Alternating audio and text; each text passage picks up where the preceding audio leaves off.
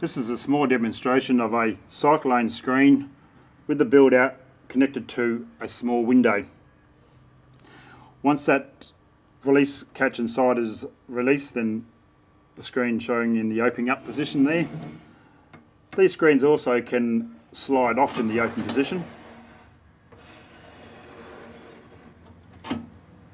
and then lock. You see how here it's connected to the fin of the window, and this whole section can be lifted in to a new house with a window and screen attached. So we've taken this fire exit screen and turned it into a Cyclone rated fire exit screen. The way we've done that is we've added this build out to it, which gives us 130 millimeters off the glass to the stainless steel mesh. So this thing can go back into the same place as the other screen was fitted, onto the angle or onto the building itself.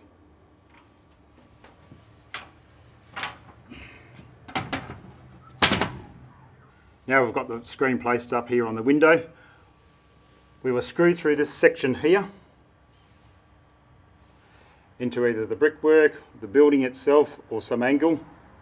And then once that's screwed in, we have plugs that will cover up those holes.